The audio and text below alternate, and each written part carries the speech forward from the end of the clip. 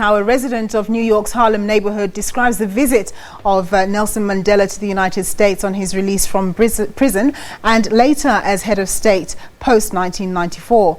Oko John Nyaku, a Ghanaian immigrant and an indigenous African musician and professional photographer, was among the huge crowds that lined the streets when Madiba first visited in 1990. He later took a picture of Madiba as president in 1994 that he's proudly displayed in his Harlem apartment.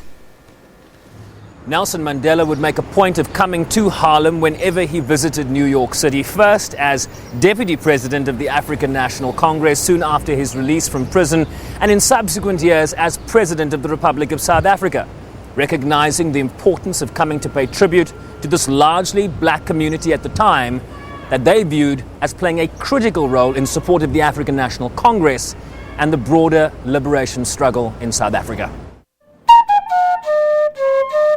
We find Oko playing his African flute in an impromptu jam session in the apartment he's had for more than 30 years. Living right around the corner from where crowds would jostle to see the global icon for the first time 28 years ago.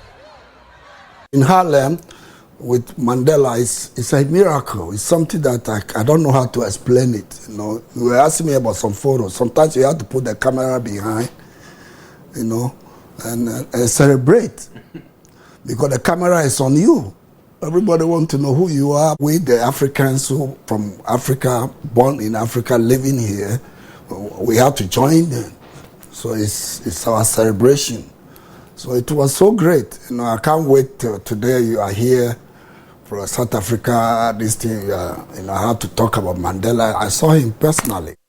This picture was when he was a president, you know, then he came to Harlem. On his living room wall, featuring a dozen luminaries, the largest framed picture is that of President Nelson Mandela during a visit to Harlem just months after his inauguration as the first black president of the Republic. Before the President Mandela.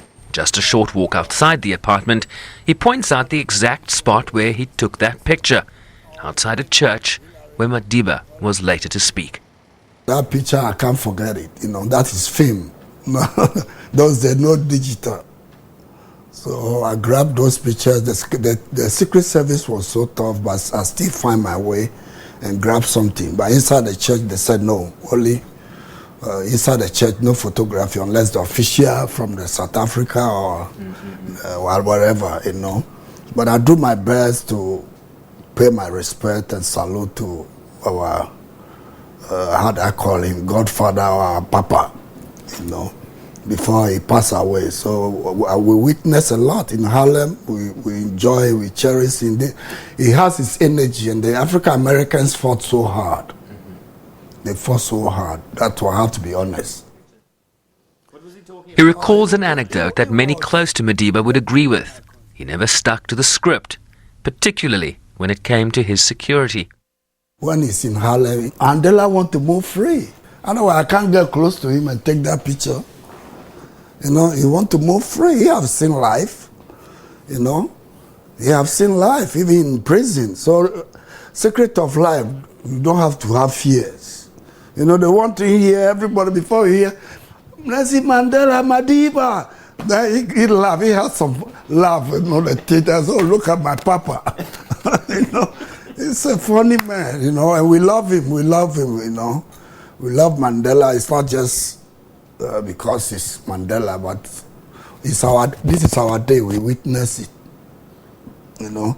We learn about Marcus Garvey. People were living here before us, but I didn't witness those people. Right. Not eyewitness.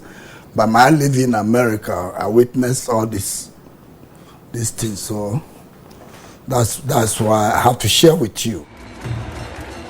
Madiba would visit Harlem several times over his later years, the first in 1990, the last in 2005 as a retired elder statesman. Harlem is his home, you know.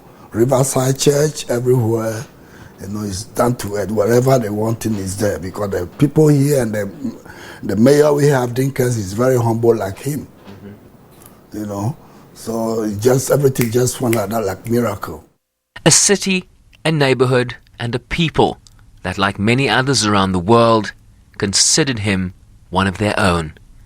Sherwin Bryce-Pease, SABC News, Harlem, New York City.